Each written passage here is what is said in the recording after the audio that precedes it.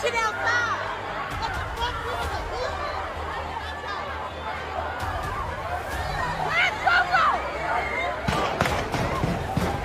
This is my first time ever doing anything. Look, if someone threatened to kill you, we will talk about it. All right, everybody, welcome back to another video. I am your host, Click That Reacts, and today I want to talk about a high school graduation. Now, it's crazy to me that something like this could even happen at a graduation. 18-year-old Shawn Jackson and his family cheered as he walked the stage on graduation day, but the joyous day ended in tragedy. Now, I did all the snooping and digging that one man could possibly do, but I couldn't find all the exact details that led up to this moment. So because of that, I then decided to just focus my attention on Virginia. And what I found is interesting, to say the least. 4 teenagers have been charged in a mass shooting that killed 3 people and injured 3 more at a Spotsylvania apartment complex. It's crazy, because I ain't never seen nothing like that at all. Spotsylvania Sheriff's Office says the shooting happened around 5:30 p.m. and it appears it started as an illegal gun sale that turned into a robbery, then shootout. They say the body that was found off of Route 50 in Annapolis does belong to 19-year-old Dakara Thompson. The Martinsville Police Department says all of these people face charges in this case. They're all between the ages of 18 and 23 years old. We have a mass shooting occurring in the middle of a neighborhood. The body of a missing person found. A huge fight that ended up turning into a shooting. People running through the streets. But just wait until you hear the most shocking one about what this man did to his own mother. So although he might be the most shocking, there is still just a lot of information to take in here. Tonight, a local man was sentenced late last month for sexually assaulting his mother. We're now learning that all suspects in a mass shooting in this Virginia neighborhood have been arrested, according to authorities. 3 people are dead. A day after, a gun battle erupted on this stretch of Old Greenwich Circle that left 3 people dead and 4 arrested, the majority of them teenagers. A young man was out on bond when he allegedly shot and killed a 16-year-old boy. Law enforcement says in total 3 people were killed in the shooting. Violence at the Chesterfield County Fair where multiple fights break out on Saturday. Fighting and carjacking a man right after in Norfolk. Doorbell camera and cell phone video from neighbors given to CBS 6 shows some of the aftermath. I mean, these guys are just casually walking through the neighborhood with machine guns. My son was tortured. Friday night. 19-year-old Fadlala Muhammad was apparently out on bond, and he was out on an unsecured bond at that in an unrelated case. They were big-ass guns, like that's not normal. They were ready to kill Breaking somebody. news, police say multiple suspects are now in custody after a deadly shooting in Virginia. Shattered glass, blood stains, and bullet holes. That was crazy. There was at least 100 shots going off. That's what it sounded like, just back to back to back to back. It sounded like I was playing a video game. Like it sounded like one of the Call of Duty games. So there you go. You heard it for yourself right there. Multiple crimes happening all across the state of Virginia. And even the man himself saying that it didn't even sound like real life. It sounded something similar to a video game. So now that we've taken a look at some other activities that are happening throughout the case of Virginia, let's dive into this graduation and find out exactly what's going on. Relax before click that reacts. You might just want to chill. We have an active shooter at a graduation. 4 guns recovered at the scene, 7 people shot, 2 lives lost. Police gathered at the Altria Theater after Huguenot High School's commencement ceremony. Everybody's... Yeah, an active shooter at a high school graduation. The gunshots killing Jackson and his 36-year-old stepfather, Renzo Smith, and injuring 5 others ranging in age from 14 to 58. I mean, think about what you just heard right there.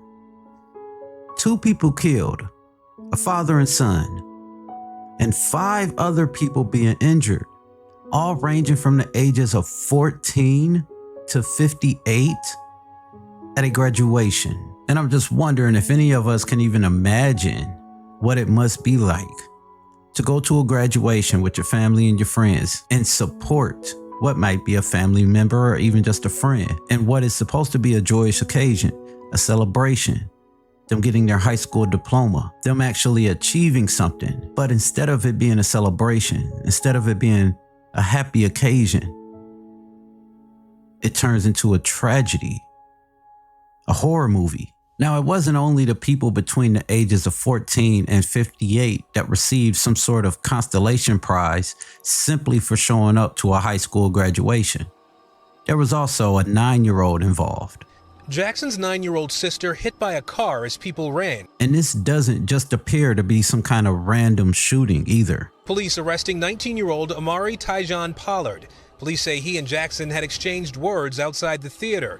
They say Pollard got a gun from his car and opened fire before calmly surrendering to officers at the scene. This was targeted at one individual, so they knew each other and had an ongoing dispute. Now, I was able to find an interesting video that was taking place right in the crowd where people were getting shot. But before we get into that, I want to turn it over to the people that was actually there, the survivors, and I want to hear their reactions.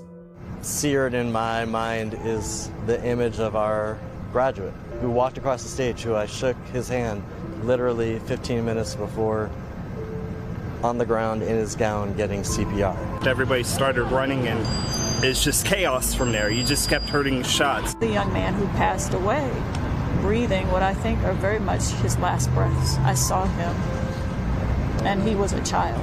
I can't even imagine what it must be like to 1 second be cheering for this young man and have a sense of pride and joy, to the very next second seeing him on the ground receiving CPR, and all of that pride and joy just turned into fear and worry about his life. Let's take a look at this footage that was taken by somebody that was right in the middle of everything. And you get a real sense of how intense this whole entire situation actually was. A gunman opening fire while hundreds of graduates and their families gathered at the Altria Theater after Huguenot High School's commencement ceremony.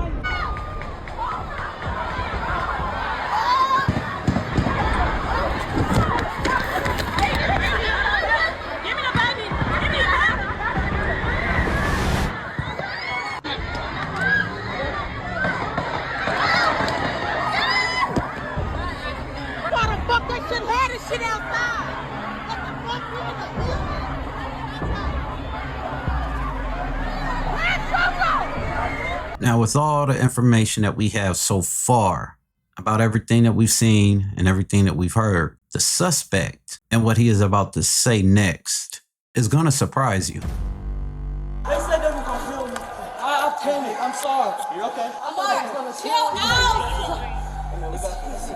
Are they saying you I'm not saying. I have to go. No, you gotta wait. Please. Look, man, just sit down. The police. No one can turn myself in. I will keep you safe. I swear. All my life, I will die before you do.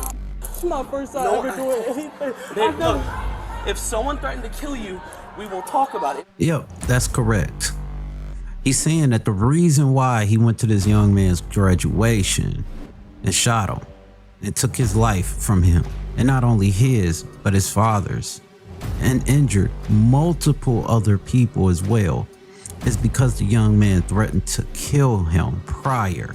So he went to his graduation to kill him before he could kill him. Right. 8 months later, the now 20-year-old pleaded guilty to first-degree murder, but only after already going through 4 days of a high-profile jury trial. His legal team pushing a self-defense argument, a large part hinging on officer body camera footage from after the incident. But before we just automatically dismiss his self-defense claims, let's take a look at this video here. And keep in mind that the suspect's name is Pollard and the victims are Jackson and Smith. Now, for the first time, we're seeing FBI-compiled footage providing a clearer picture, starting around 3 p.m., a couple hours before the shooting. The video confirms statements that Jackson's stepfather, the second person who died that day, Renzo Smith, went back to his car near the end of the graduation ceremony. Witnesses say he retrieved 2 firearms. Later, just minutes before the shooting, you see Shawn Jackson celebrating, hugging loved ones, then disappearing into Monroe Park. Smith follows behind. critical moments later, the point where the story changes between parties. Video shows shooter Amari Pollard running through a crowd. Jackson and Smith appear to be running behind him, seemingly consistent with Pollard's testimony that he was being chased. Jackson diverts his path, ending up in front of the shooter. Now is when multiple weapons are drawn. Pollard shoots at Jackson as Smith remains behind him with his gun out too. Jackson was not armed. Unfortunately, the moments immediately preceding are not captured on camera, and they were crucial.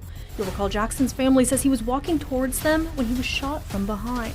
At the stand, Pollard said Jackson had threatened to crush him. A mob formed, a brawl broke out, leading to him being chased and fearing for his own life. Now, for me, the most crucial part of that video comes right at the end, where you can clearly see the man is in his graduation suit running away from Pollard. And Pollard is obviously the one chasing him down. And in my opinion, that right there dismisses any claims of self-defense.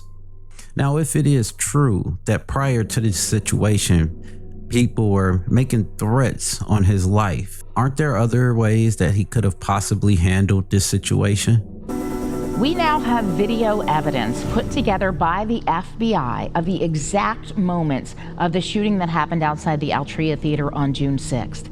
Maybe there is some sort of self-defense claim somewhere rolled up into this situation here. Let's just take a listen to this last piece of evidence before we make that judgment. Pollard's sudden guilty plea yesterday came abruptly after the judge said he did not think there was a valid self-defense argument. He emphasized that Shawn Jackson was shot 6 times, asking at what point after Jackson hit the ground the defendant was going to stop shooting. The prosecution and presiding judge did not think that was the case because of this. Video shows a fight happening in a crowd, then Pollard running, with Jackson's stepfather Renzo Smith following closely behind. Shawn Jackson is marked in the crowd as being in front and to the right of Pollard. Pollard then comes from around the crowd with Jackson in front of him, appearing to open fire at Jackson. As Jackson falls, Pollard's arm still appears to be extended. Pollard shot at Jackson 6 times, video and medical examiner's testimony saying shots came from behind. I let it happen. I knew I shouldn't have caved in. So what I was able to find, it would appear that Pollard was sentenced for 1 murder, and he was sentenced to 25 years in prison. Yesterday, Amari Pollard pled guilty to the murder of Shawn Jackson and was sentenced to 25 years in prison. He was not charged for the death of the stepfather because it seems like the investigation is inconclusive on whether or not it was his gunshots that actually killed the stepfather or not. Now, the video shows Renzo Smith and 2 juveniles firing weapons in Pollard's direction. We do know that gunfire ended in Smith being shot and killed as well, but we still do not know who is responsible for his death. I mean, what do you guys think? If they were actually making threats upon his life, did that give him the right to act first? And should that still be considered self-defense? If they actually made threats on his life, so he took out the threat before it can act. In my opinion, I think this man should have taken every single step necessary before deciding to take this young man's life, and especially at a graduation, leading up to 7 other people also being injured, including a 9-year-old girl. He could have gone to the authorities. He could have talked to his parents. He even could have reached out to the victim's parents. But to show up at somebody's graduation and then decide to take their life under no circumstances, does that seem to be a legit option, in my opinion? And this is why I say a lot on this channel, that as parents, community members, just people in general, we really need to do a better job at teaching these youth conflict resolution skills. That you need to teach your kid a lesson while they're at home, because once they walk out that door, somebody else is going to teach them one, and you might not like how they teach it to them. But hey, what do I know? I'm just Click That Reacts, and honestly, I'm more interested in what y'all think. So let me know. Thank you to each and every single one of my subscribers out there. I love and appreciate all of y'all support so much. Thank you. And even to my regular viewers that haven't subscribed, but you guys keep on coming back to check out another video. Thank y'all as well. And as always, click that reacts. And I'll see y'all in the next one.